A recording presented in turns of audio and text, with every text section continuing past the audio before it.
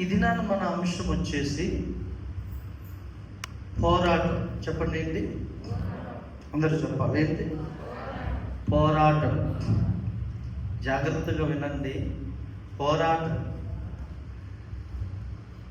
క్రైస్తవ జీవితం అంటేనే పోరాటం. దేంతో? మనుషులతోనే కాదు. మనుషులతో కాదు. ఎవరితో మరి? శారీరకంగా పోరాటమా? కాదు. క్రైస్తవ జీవితం అంటే ఆత్మీయమైన పోరాటం. ప్రతి నిమిషం, ప్రతి గంట, ప్రతిరోజు ఉంటుంది పోరాటం. కొన్ని విషయాలు మీ ఎదుటికి నేను తెస్తే మీకు అర్థమైంది మీరు ఎక్కడ పోరాడుతున్నారు, ఎక్కడ మీరు ఆత్మీయంగా ఎక్కడ యుద్ధంలో ఉన్నారు అనేది మీకు అర్థమైంది. హల్లెలూయా. చాలా మందికి తెలియక పోరాటం అంటే ఏమండి, పక్కన వారితో గొడవ పెట్టుకోవడం, పక్కన వాళ్ళని ఎట్లయినా కానీ నేనే అధికంగా ఉండాలి, నేనే నా ప్రవర్తన ద్వారా, నా యొక్క విధానం ద్వారా వాళ్ళకు బుద్ధి వచ్చేలా ఉండాలన్నట్లుగా మనం బిహేవ్ చేస్తాం. అది కాదు. ఒక ఆత్మీయమైనటువంటి సహోదరుడు కానీ, ఒక ఆత్మీయమైనటువంటి సహోదరి కానీ వాళ్ళ పోరాటంలో చాలా రకాల పోరాటాలు ఉంటాయి. అయితే మనము క్రైస్తవులముగా మనం ఎల్లప్పుడూ ప్రేమతోటి పోరాడాలి. హల్లెలూయా. ప్రేమనే ఆయుధంగా కలిగి ఉండాలి. పౌలు అంటాడు ఒక మాట, 2వ తిమోతికి రాసినటువంటి 2వ పత్రికలో 2వ అధ్యాయం 5వ వచనం చదివినట్లయితే, 2వ అధ్యాయము 5వ వచనం, మరియు జక్తి అయిన వాడు, చూసారండి, మరియు జక్తి అయిన వాడు పోరాడినప్పుడు నియమము ప్రకారము పోరాడుకుంటే చాలు, వానికి కిరీటము దొరకదు. జక్తి అయిన వాడు అంటే ఎవరు? ఏమండి, జక్తి అయిన వాడు అంటే ఎవరు? క్రీడాకారుడు లేదా పోరాడేవాడు, యుద్ధములో పోరాడేవాడు క్రీడాకారుడు. జక్తి అయిన వాడంటే పోరాటములో నిలుచుండి పోరాడేవాడు. మరియు జక్తి అయిన వాడు పోరాడినప్పుడు నియమము ప్రకారము పోరాడుకుంటే వానికి కిరీటము దొరకదు. అర్థమైందా? ఎలా పోరాడాలి? నియమం ప్రకారం. అమ్మ, ఎలా పోరాడాలి? నియమం ప్రకారం. అంటే ఆర్డర్ వైజ్గా నియమం ప్రకారం పోరాడాలి. ఇప్పుడు ఎగ్జాంపుల్, ఇప్పుడు స్కూల్లో మనం కబడ్డీ ఆడతాము, ఖోఖో ఆడతాము, కొన్ని ఆటలు ఆడతాము. మనం ఇష్టం వచ్చినట్లు ఆడితే సరిపోయిందా? ఒక నియమం, ఒక గీత ఉంటుంది కబడ్డీ ఆడేటప్పుడు. ఏమండి, ఒక మనిషిని టచ్ చేసి మళ్ళీ ఆ మనిషి ఆ కోర్టులోనే ఉండకుండా సెంటర్ మధ్య గీతను టచ్ చేయాలి. అప్పుడే 1 పాయింట్, 2 పాయింట్లు, 3 పాయింట్లు గెలుచుకుంటాడు. అవునా కాదా? ఇప్పుడు వెళ్ళి మనం టచ్ చేసి వాళ్ళు వెనక గీతకి వెళ్ళిపోయాడు అనుకోండి, నేను 4 టచ్ చేసి వెనక గీతకి వెళ్ళిపోయి అలా తిరిగి వచ్చి ఇలా గీత టచ్ చేశానంటే పాయింట్లు వస్తాయా? ఓడిపోతా. అంటే ఒక నియమం ప్రకారం పోరాడాలి. వ్యవసాయదారులు ఉన్నారండి. వ్యవసాయం అంటే ఒక పోరాటమే. మనం ఛత్తీస్గఢ్ వెళ్ళినప్పుడు నారాయణపూర్లో ఆ పాస్టర్ గారు మేము వెళ్ళాం. ఆ పాస్టర్ గారికి చిన్న తోట ఉంది. అదేదో తోట అన్నాడండి, లోకి ఏదో అన్నాడు, చెట్లు దాని మధ్యలో ఆ కాండానికి పూలు మాదిరి వస్తుంది. అదొక పంట అంట, పూలు మాదిరి వస్తుంది. ఆ పంటకు వచ్చినాక దాన్ని కట్ చేసి దాన్ని ముక్కలు చేసి ఎండబెడితే అది కేజీ 800 రూపాయలంట. దాని పేరు ఏదో అన్నారు పాస్టర్ గారు, లౌకినో ఏదో అన్నాడు. అది నేను చూసా. పాస్టర్ గారు ఇదిగో మందు వాళ్ళ బ్రదర్ కొట్టాడు, ఎక్కువైంది మందు, ఈ భాగం మొత్తము మాడిపోయింది, ఇది పంటకు రాదన్నాడు. మీరు మొన్న వీడియోలు పెట్టా, చూసే ఉంటారు. ఒక చెట్టు కింద నేను షార్ట్ వీడియో పెట్టా, చిన్న తోట నారాయణపూర్. అంటే మరి ఇది బాగానే ఉంది కంటే ఇటు ఎంత కావాలో అంత మందు స్ప్రే చేశాడు, ఇటు మాత్రానికి ఎక్కువ చేశాడు. ఈ తోటంతా దాదాపుగా ఎంత తెలుసా అంటే 2-3 లక్షలు లాస్. ఎంతే ఉంది తోట, కొంచెమే మాడిపోయింది. హల్లెలూయా. హల్లెలూయా. చూడండి ఒకసారి, నియమం ప్రకారం మనం పోరాడాలి.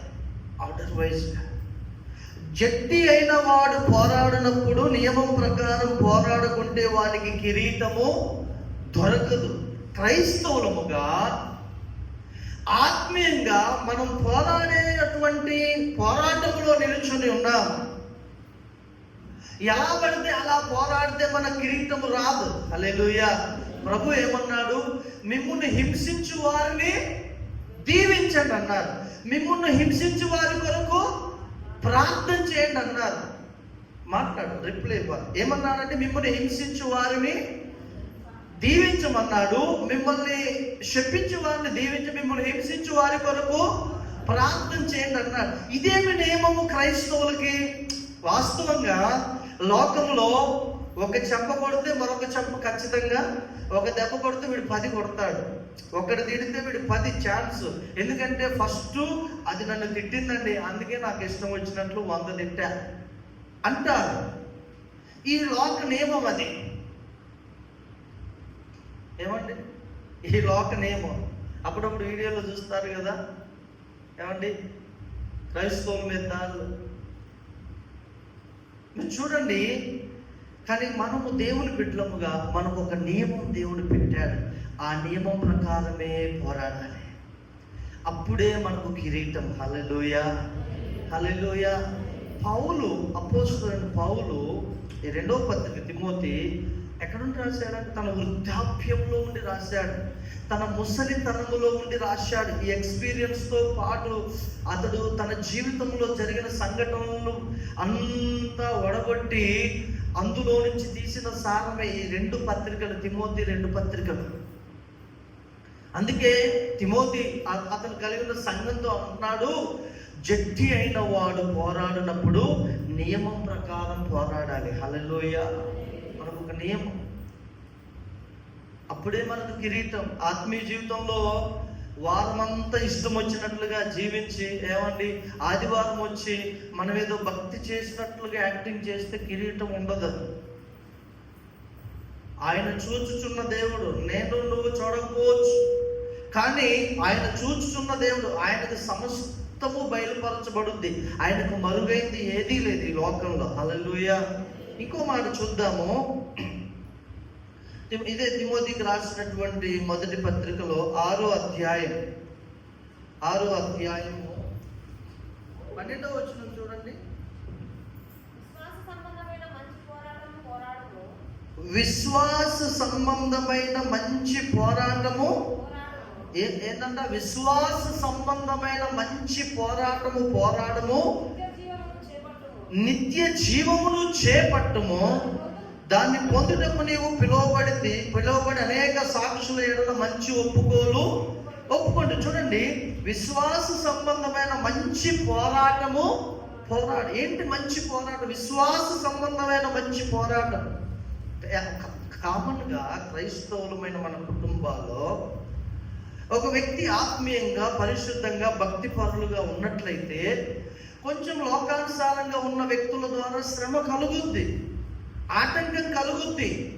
నీవే పెద్ద భక్తి పరుడివా అన్నటువంటి మాటలు కూడా వస్తాయి. కానీ అది ఒక పోరాటం, మనకి అదొక పోరాటం. అయితే దాంట్లో నియమం ప్రకారం మనం పోరాడాలి. ఎలా? ఓపిక, సహనం మనకి చాలా అవసరం. హల్లెలూయా.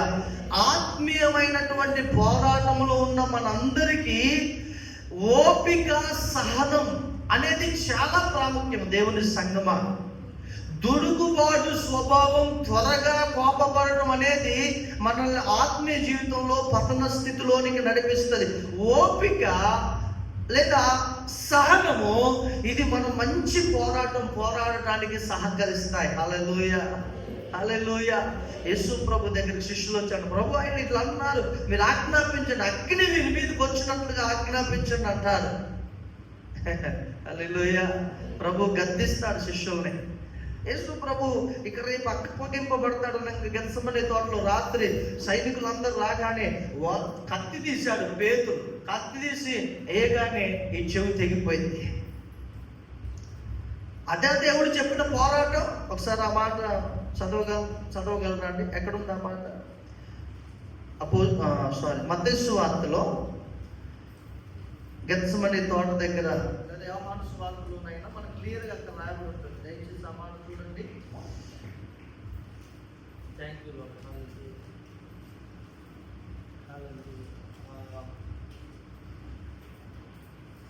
18వ అధ్యాయము యోహాను సువార్త 6వ వచనం చదవండి. ఆయన యేసయ్య అంటున్నారండి. అందరు తీశారండి? ఇంకెందుకున్నారు? 18వ అధ్యాయం యోహాను సువార్త 6వ వచనంలో ఆయన యేసు, నేనే యేసును ఆయనను అని వారితో చెప్పగా, వారు వెనుకకు తగ్గి నేల మీద పడిరి. అడిగెను. అందుకు వారు నజరేయుడైన యేసును అని చెప్పగా, నేనే ఆయనను మీతో చెప్పింది గనుక మీరు నన్ను వెతుకుచున్న ఎడల వీరిని పోనీయుడని చెప్పాను.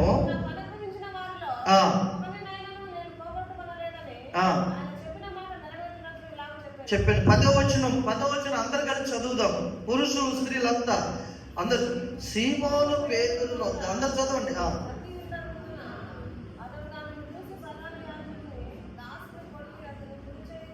చూసారా అండి? ఆ దాసుని పేరు మల్కు. ఏం పేరండి ఆ దాసుని పేరు? మల్కు. అందరూ చెప్పాలి, ఆ దాసుని పేరేంటి? మల్కు. పేతురు ఎంత హుషారుగా ఉన్నాడో చూడండి. ఏమండి, క్రైస్తవులుగా మన జీవితంలో, మన ఉద్యోగంలో, వ్యాపారంలో, మన కుటుంబ జీవితంలో ఎదురయ్యేటటువంటి ఇటువంటి శ్రమలకి, ఇటువంటి పోరాటాలకు మనం ఏం చేస్తాం? వెంబడి లాక్ కొట్టేస్తాం చెంప మీద. అసలు నాకు కోపం వస్తే ఎట్లుందో తెలుసా? వాళ్ళే బీపీ రైజ్ చేసుకొని కోపం ఊహించుకుంటూ ఉంటారు. వాడు రాని వాడి సంగతి చెప్తా, ఆమె రాని ఆమె సంగతి, వాళ్ళే ఊహించుకుంటారు. అసలు నన్ను ఇలా అన్నది కదా, ఇలా అన్నాడు కదా, అసలు నా డ్యూటీలో నన్ను టార్గెట్ చేసింది కదా, నాకు అవకాశం రాని, అవకాశం వచ్చినప్పుడు అలస ఊహించుకొని అలా రాగానే శరీరానుసారంగా పోరాటం ప్రారంభిస్తారు. ఈ పేతురు అదే చేశాడు. ఏం చేశాడు? 10వ వచనం, సీమోను పేతురునంత కత్తి ఉండినందున అతడు దానిని దూసి ప్రధాన యాజకుడు దాసుని కొట్టి అతని కుడి చెవి. మన దగ్గర కూడా కొన్ని కత్తులు ఉంటాయండి అన్న, అర్థమవుతుందా మీకు? మన దగ్గర కూడా కొన్ని కత్తులు ఉంటాయి. వాడు కోపం అనే కత్తి, బూతులు తిట్టడం అనే కత్తి, ద్వేషించటం అనే కత్తి, అసూయపడే కత్తి, ఏమండి ఇతరులను చులకనగా చూసేటటువంటి కత్తి ఉంటే మన దగ్గర. జాగ్రత్త, అవి వాడకూడదు. హల్లెలూయా. ఏమి అనగా శరీర కార్యములు స్పష్టమై ఉన్నది. ఏంటి శరీర కార్యములు? ఎలా ఉన్నాయి? స్పష్టంగా. ఆ మార్కు సువార్తలో 9వ అధ్యాయంలో అండి 16-17 రకాల శరీర కార్యాలు ఉంటాయి. పాపం, దేశం, అసూయ, అల్లరి, ఇవన్నీ ఇవి కత్తులు. నీ దగ్గర ఉండకూడదు. అవి కోపం వచ్చింది, మా యేసు ప్రభుని పట్టుకోవడానికి వస్తారని కొట్టగానే కత్తి తీసి మల్కు అనే ఒక సైనికుడి చెవి తెగిపోతే ప్రభు ఏమన్నాడు తెలుసా? కింద 11వ వచనం, యేసు కత్తి వరలో ఉంచుము. ఎక్కడ ఉంచాలి కత్తి? వరలో ఉంచు, భరించు, పర్వాలేదు. కొంతమంది అండి అసలు నాకు కోపం కత్తి, అది అణుచుకో, నీ భర్త దగ్గర అది అణుచుకో, నీ భార్య దగ్గర అది అణుచుకో, నీ వరలో ఉంచు నీ కత్తిని. నీ కుటుంబం ఎంత సమాధానంగా ఉంటుందో. హల్లెలూయా, హల్లెలూయా. ఊరికే బీపీ, చిన్న భర్త ఏదైనా చిన్న మిస్టేక్ చేసినా, భార్య ఏదైనా చిన్న మిస్టేక్ చేసినా, ఇక వచ్చేస్తుందండి. ఏంటి? వరలో నుంచి కత్తి వచ్చేస్తుంది. వేసి కొట్టగానే చెవి తెగిపోయింది. కుటుంబంలో 2-3 రోజులు గొడవలు, కొట్లాటలు. ఈమెమో ఇటు మూతి ముడుచుకుంటుంది, ఆయన ఏమో అటు పిల్లలకి ఏమో అర్థం కాదు ఏమైంది వీళ్ళకనే. కొన్ని కత్తులు మీ వరలో ఉంచుకుంటే మీకు క్షేమం అండి. మనము శరీరానుసారంగా పోరాడకూడదు. శరీరానుసారంగా పోరాడితే కుటుంబంలో అసమాధానం, సంఘంలో అసమాధానం, సమాజంలో అసమాధానం. మీరు చూడట్లేదండి, కొంతమంది సమాజంలో ఒక్కటే కుటుంబం ఉంటుంది. ఉంటుంది.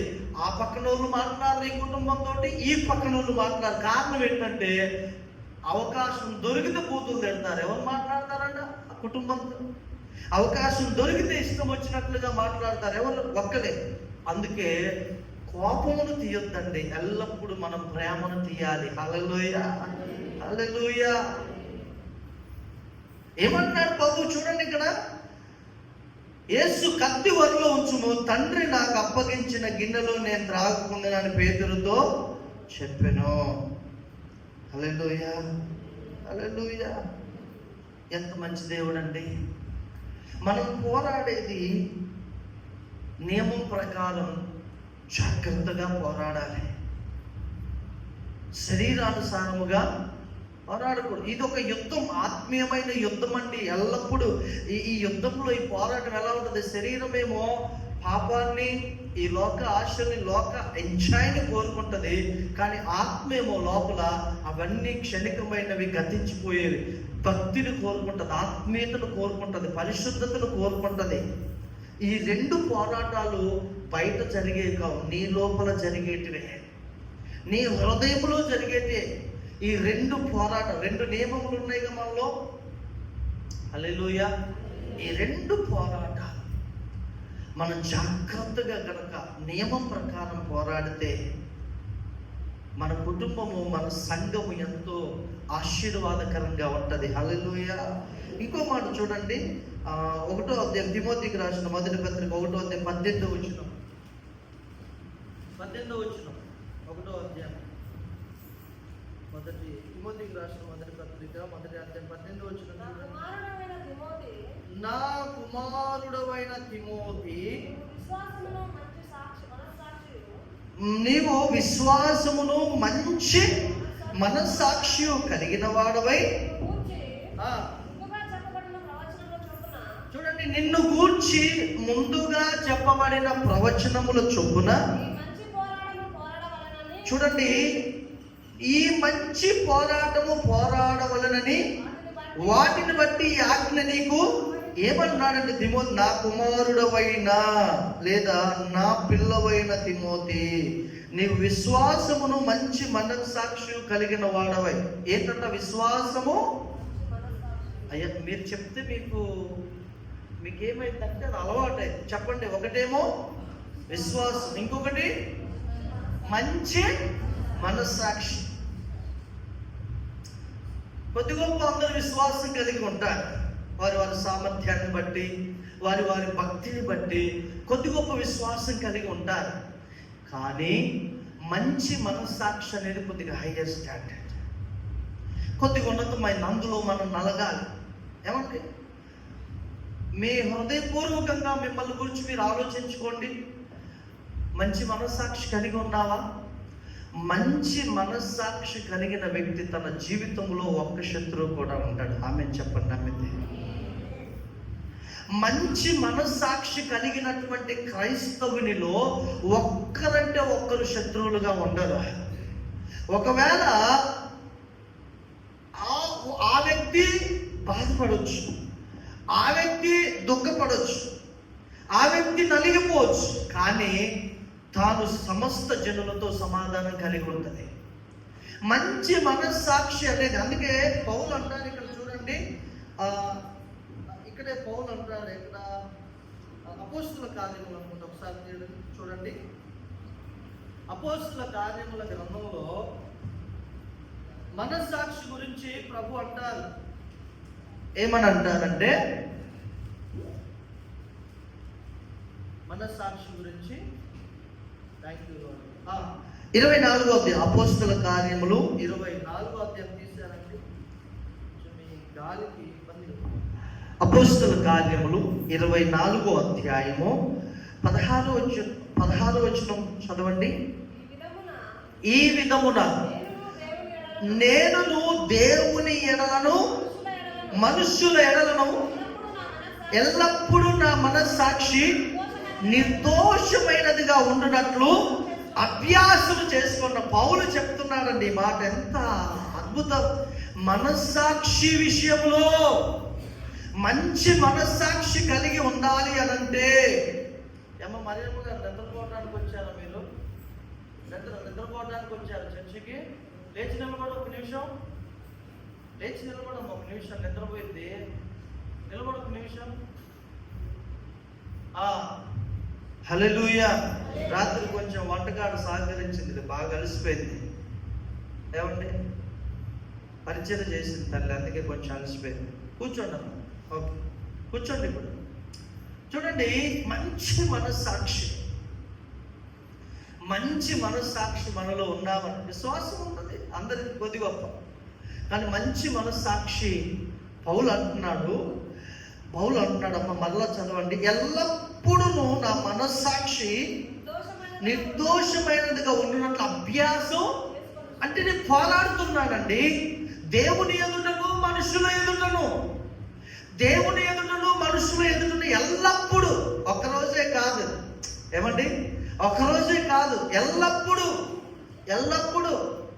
ఈ పోరాటంలో నియమం ప్రకారం పోరాడితేనే మన మనస్సాక్షి నిర్మలమైనదిగా ఉంటుంది. హల్లెలూయా. కొంతమంది మన మీద కావాలనే దురుద్దేశముతో పన్నాగాలు పన్నుతారు.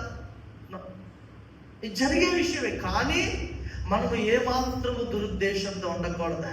నేను చెప్పాలంటే చాలా విషయాలు ఉన్నాయండి. నేను చూస్తూ వస్తున్నాను, ఒక వ్యక్తి ఏ ఉద్దేశంతో మాట్లాడుతున్నాడు, ఒక సేవకుడు ఏ ఉద్దేశంతో మాట్లాడుతున్నాడు అనేది దేవుని కృపను బట్టి ఎరగాలి. మనం ఏది ఉద్దేశపూర్వకంగా నీకు ఎదుటి వ్యక్తికి జరగాలని మనం ఆశపడతామో కొంత సమయమే అదే మన జీవితంలో జరుగుతుంది. కానీ ఒక నిర్దోషమైనటువంటి మనస్సాక్షి కలిగిన వ్యక్తి ఎల్లప్పుడూ ఎదుటి వ్యక్తికి కీడు జరగాలని యోచించడండి.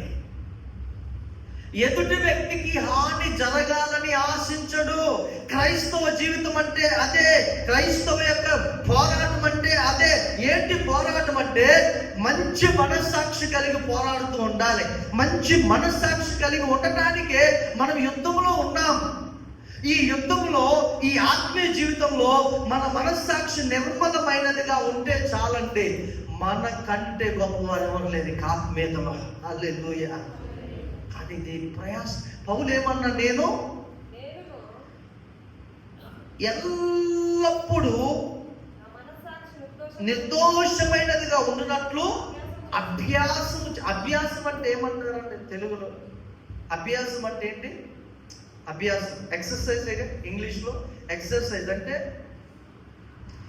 ఎక్సర్సైజ్ చేయటం, అభ్యాసం చేయటం అంటే ప్రతిరోజు దాన్ని మనం చేస్తూ ఉండాలి. సాధన చేయాలి, అభ్యాసం చేయాలి. వస్తుంది.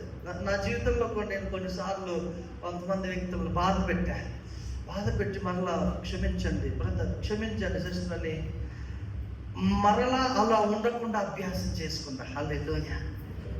అలా ఉండకుండా అంటే మంచి మనస్సాక్షి అండి.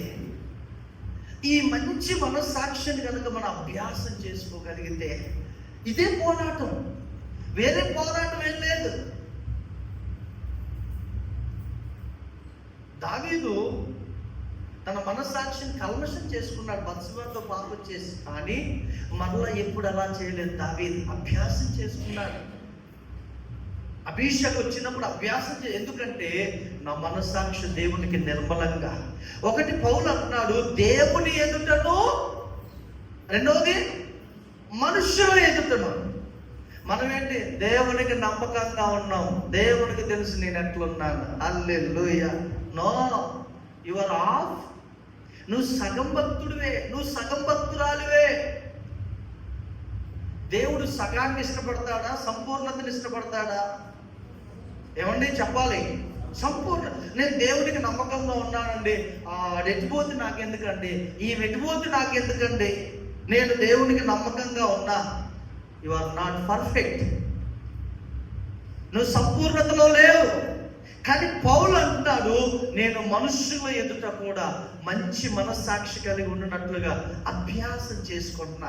ఇది పరిపూర్ణమైన పోరాటం, పరిపూర్ణమైన క్రైస్తవ జీవితం. హల్లెలూయా, హల్లెలూయా. ఇంకా ఇక్కడ 23వ అధ్యాయంలో మొదటి వచనం చదవండి.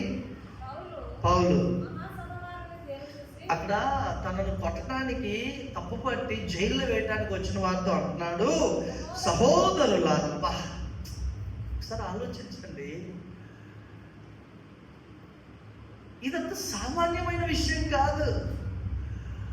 తన మీద నింద వేస్తూ, వీడు తప్పుడు వాడని వేలు చూపిస్తూ, సమాజం అంతా కూడా ఒక తప్పు మోపి జైల్లో పెట్టాలని చూస్తున్నటువంటి సమాజంతో అన్నాడు ఏమనంటే, సహోదరులారా.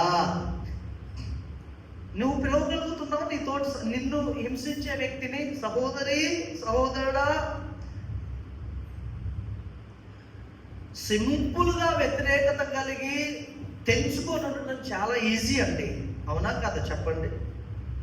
ఇప్పుడు నీకు ఇంకొక వ్యక్తి పడట్లేదు, ఆ వ్యక్తితో తెంచుకోవడం ఈజీయా? ఆ వ్యక్తిని ఎలాగైనా మంచి చేసుకొని సహవాసం చేయడం ఈజీయా? చెప్పండి కృపమ్మ గారు, ఏది ఈజీ?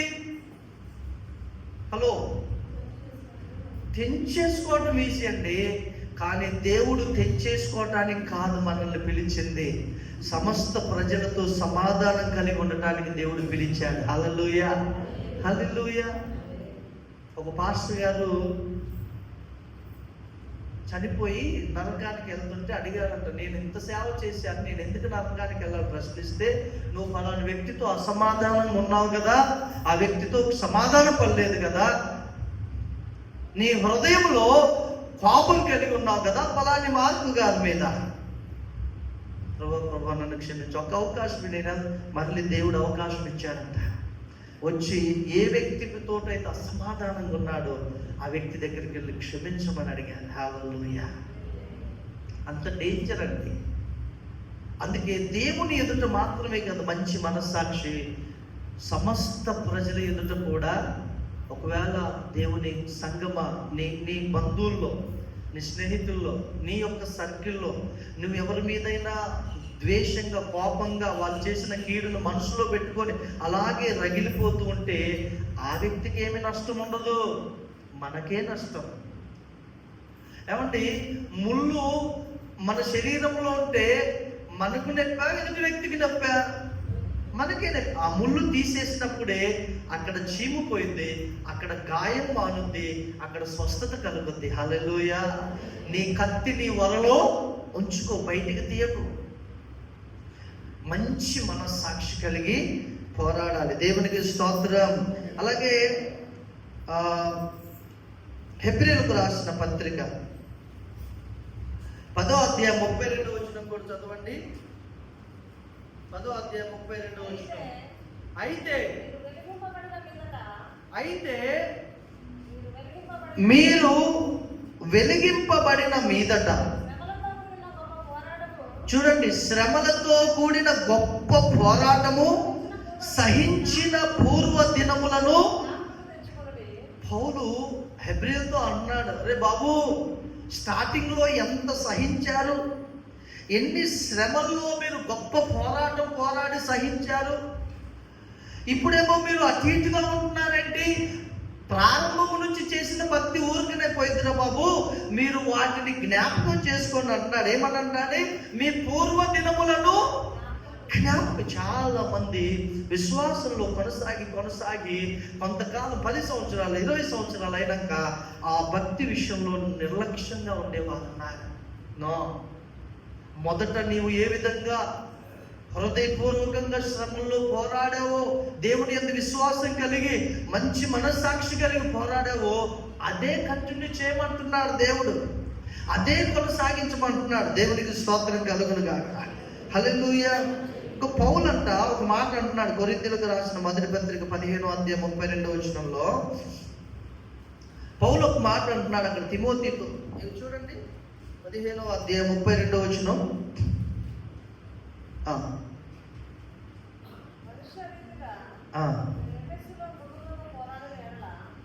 మనుష్య రీతిగా నేను ఎఫెసులో మృగములతో పోరాడిన ఎడల నాకు లాభమేమి? చూసారండి, ఇక్కడ ఏమంటాడంటే మనుష్య రీతిగా. పౌలు చాలా అద్భుతంగా రాశాడండి. మనుష్య రీతిగా నేను ఎఫెసులో మృగములతో పోరాడిన యెడల నాకు లాభం ఏంటి అంటే పౌలు ఏమన్నాడు? మనుష్య రీతిగా మనము పోరాడొద్దు, మనుష్య రీతిగా మనం పోరాడద్దు. అసలు మన శరీరము పోరాడకూడదండి. ఒక్కటే మాట గుర్తుపెట్టుకోండి. నీ భర్త ఒక మాట అన్నాడు, నువ్వు 10 మాటలు అంటే నువ్వు శరీరానుసారంగానే పోరాడుతున్నావు. నీ భర్త మారడు, నీ భార్య మారదు. మనం పోరాడాల్సింది శరీరానుసారంగా కాదు. హల్లెలూయా, హల్లెలూయా. ఎలా పోరాడాలి మనం? శరీరానుసారంగా. ఇదే ఇక్కడే పౌలు అంటాడండి, మనము మన యుద్ధోపకరణములు అంటాడు. మన యుద్ధోపకరణములు దేవుని ఎదుట దుర్గములను పడద్రోయగలిగిన థ్యాంక్ యూ లార్డ్. ఎక్కడుందండి ఆ మాట? కొరింథీయులకు రాసిన 2వ పత్రికన ఒకసారి చూడండి. Thank you Lord. Hallelujah, hallelujah. 10వ అధ్యాయం 2వ పత్రిక, కొరింథీయులకు రాసిన 2వ పత్రిక 10వ అధ్యాయము 3వ వచనం చదవండి. 3వ వచనం. కొరింథీయులకు రాసిన 2వ పత్రిక 10వ అధ్యాయము 3వ వచనం ఏముంటుందంటే, మేము శరీరం దానమై నడుచుకొనుచున్నాను, శరీర ప్రకారము యుద్ధము చేయము. అందరూ చెప్పండి, శరీర ప్రకారము యుద్ధము చేయము అనండి. మళ్ళా చదవండి అమ్మా ఆ 10వ అధ్యాయం 3వ వచనం. మేము శరీరం దానమై నడుచుకొనుచున్నాను, శరీర ప్రకారము యుద్ధము చేయము. హలో, ఓ విశ్వాసి, ఓ క్రైస్తవుడా, మనకు శరీర ప్రకారం యుద్ధము చేయడానికి పిలువ వల్ల శరీర ప్రకారం యుద్ధం చేసేవారు బయట ఉంటారండి. ఎస్ఎమ్మ గారు ఒక తల్లి గారు విజిటింగ్కి ఆయన అంటే వెళ్తే ఆయన పప్పుచారు మంచిగా కరివేపాకు తోటి ఎల్లిపాయతోటి తాలింపు వేసి మంచిగా పప్పుచారు పెడితే ఆ ఇంట్లో యజమానుడు లేడు,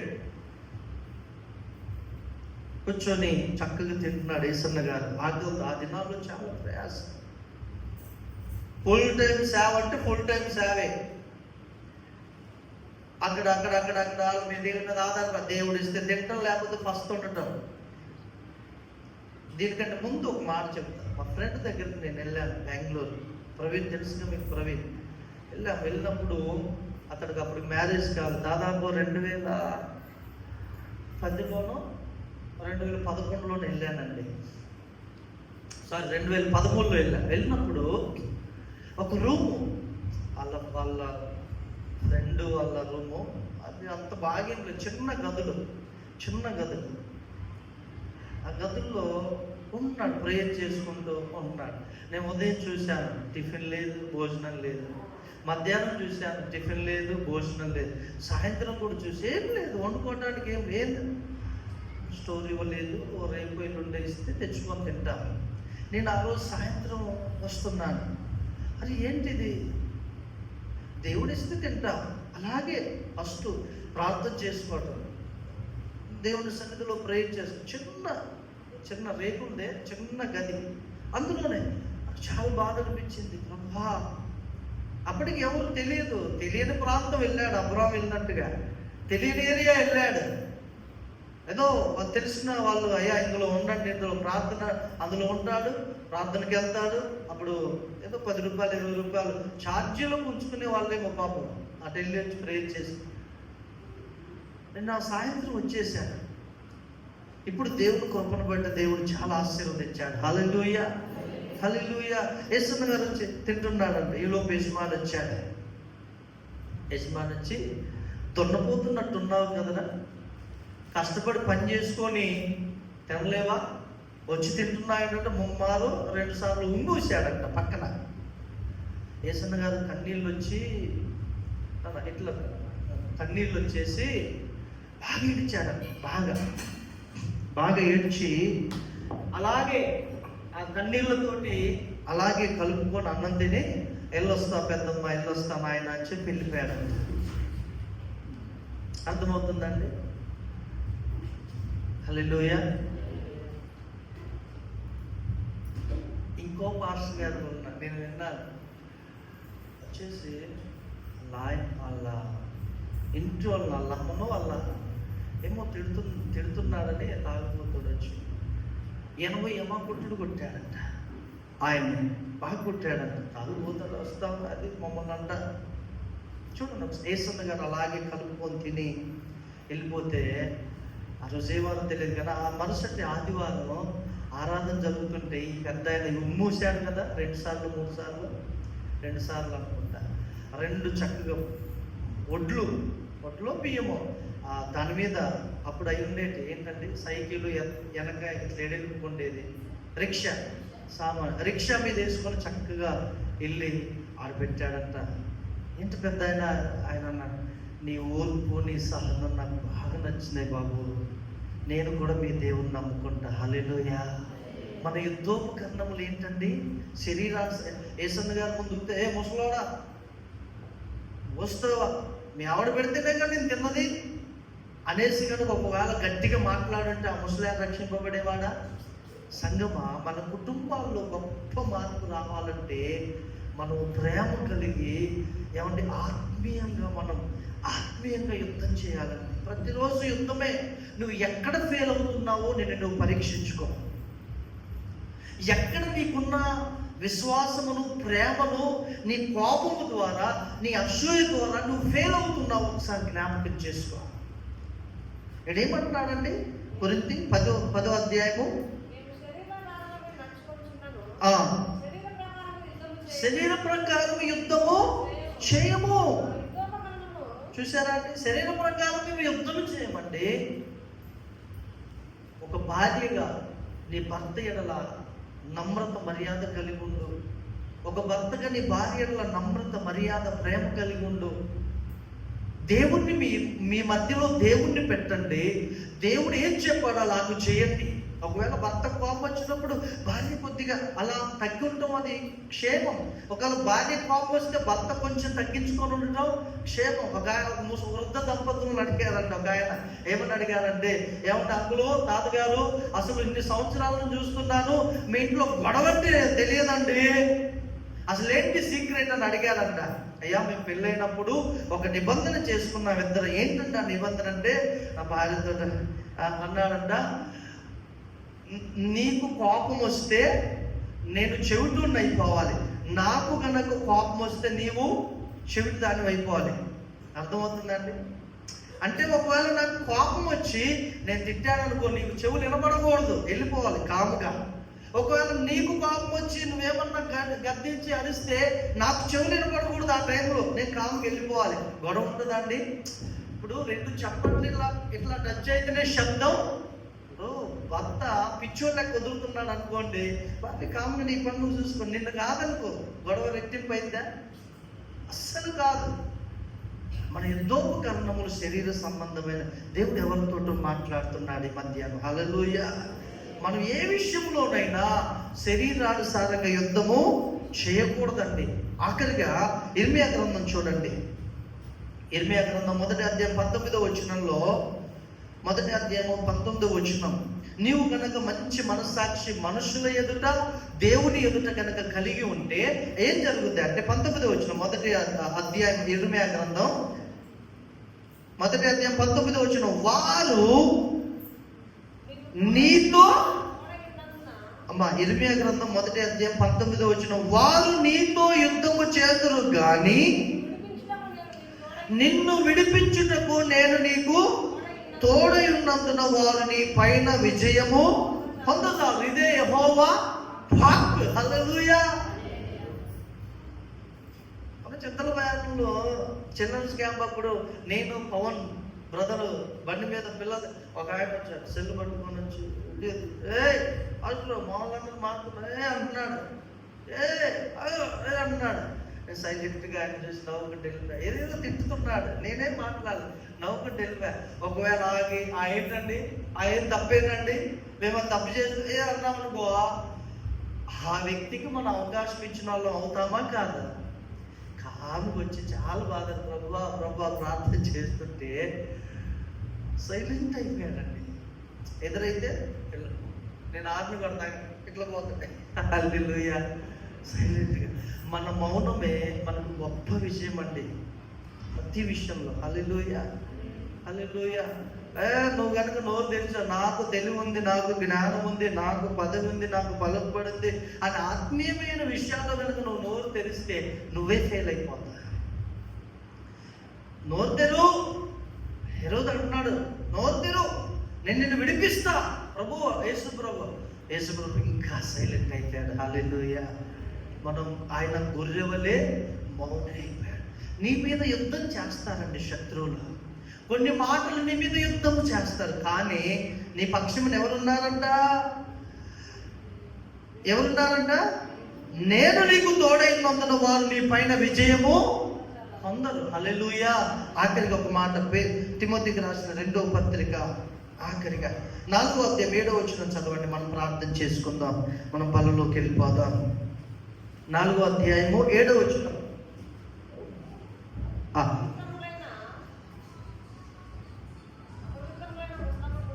తిమోతికి రాసిన 2వ పత్రిక 4వ అధ్యాయము 7వ వచనం.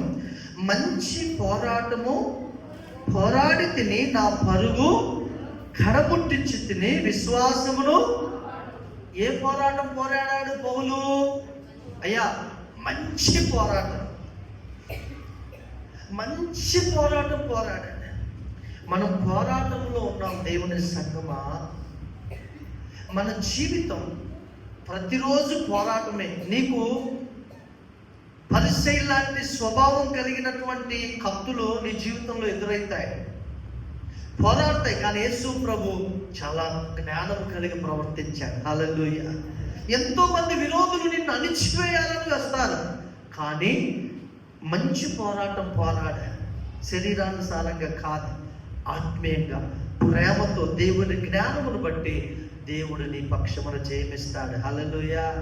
పేతురు అంటాడు కదండి, ఒక ఆయనంట పోయి ఏదో తప్పు చేశాడు, ఒక విశ్వాసం తప్పు చేస్తే పిచ్చి కొట్టుడు కొట్టారంట, బాగా కొట్టారు. వచ్చి, ఇదిగో నేను దేవుని నిమిత్తం చూడు ఎన్ని దెబ్బలు తిన్నాను, ఎన్ని శ్రమలు అనుభవించాను. దేవుడికి ఇష్టమాది దెబ్బలు తిన్నది వాస్తవమే, కానీ ఎందుకు దెబ్బలు తిన్నాడు? తప్పిదము చేశాడు కాబట్టి దెబ్బలు తిన్నాడు. ఇంకొక ఆయన వచ్చాడు, సువార్త ప్రకటిస్తున్నాడు, బాగా కొట్టారు. వచ్చారు, ఇదిగో సువార్త ప్రకటిస్తుంటే అదిగో కొంతమంది నన్ను కొట్టారు. ఇది దేవునికి ఇష్టమా కాదా? ఇష్టం, హితం. అంటే నువ్వు శరీరానుసారంగా పోరాడి నువ్వు దెబ్బలు తింటే అది దేవునికి ఇష్టం కాదు. నువ్వు ఆత్మీయంగా, నమ్రత కలిగి, పరిశుద్ధంగా పోరాడితే, ప్రేమ కలిగి, వినయం కలిగి, దేవుని యందు భయభక్తులు కలిగి పోరాడితే, నువ్వు సహిస్తే, అది నువ్వు మంచి పోరాటం. హల్లెలూయా. పౌలు అలాగే పోరాడాడు, మంచి పోరాటం. అతడికి అధికారం ఉంది, అతడు మంచి రోమ పౌరసత్వం కలిగిన వాడు, కానీ ఎప్పుడు కూడా దానిని బట్టి అతడు యుద్ధం చేయాలి మనుషులతో.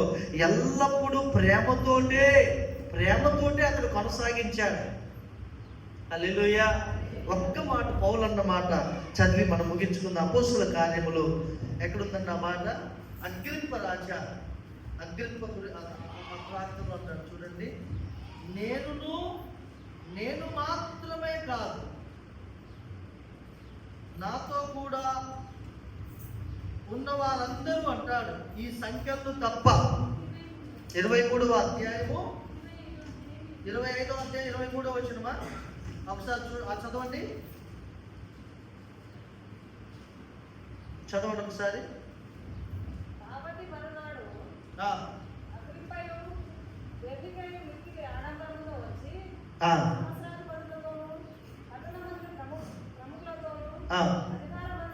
అది కాదు, 26వ అధ్యాయంలో ఉందండి. 26వ అధ్యాయము 28, 29 వచనాలు చదవండి. 26వ అధ్యాయం 28, 29. అందుకు అగ్రిప్ప, ఇంత సులభముగా నన్ను క్రైస్తవుని చూచున్నావే అని పౌలుతో చెప్పెను. అందుకు పౌలు, అయ్యా, సులభముగానో దుర్లభముగానో తమను మాత్రము కాదు నాయన, నేను నా మాట విను వారందరూ ఈ బంధకములు తప్ప నామలే ఉన్నట్లు దేవుడు అనుగ్రహించును గాక అనడు. హల్లెలూయా. ఎంత మంచి పోరాడుతున్న ఎంత మంచి క్రీడాకారుడు అండి పౌలు. సులభముగానో దుర్లభముగానో మీరు మాత్రమే కాదు, నేడు నా మాటలు వినుచున్న అందరూ నా వలె ఉండాలి. ఏది? ఈ బంధకాలి సంఖ్యలు తప్ప నా వలె ఎలా? మంచి మనస్సాక్షి, మంచి విశ్వాసం, దేవుని ఎదుట మనుషులు. ఈ ఒక్క మాట చాలండి. పౌలు మనుషులందరి ఎదుట ఎంత మంచి మనస్సాక్షి కలిగి ఉన్నాడని. వాళ్ళందరూ బంధకాలు సంఖ్యలు వేసింటే పౌలు అంటున్నాడు, నా వలే ఉండాలని నేను కోరుకుంటున్నా, ఈ బంధకాలు తప్ప. కళ్ళు మూసుకుందాం, ప్రార్థన చేద్దాం. దేవుని సంగమా, నువ్వు పోరాటంలో ఉన్నావు. గట్టి అయిన వాడు నియమం ప్రకారం పోరాడాలని వాక్యం చెబుతుంది కదా.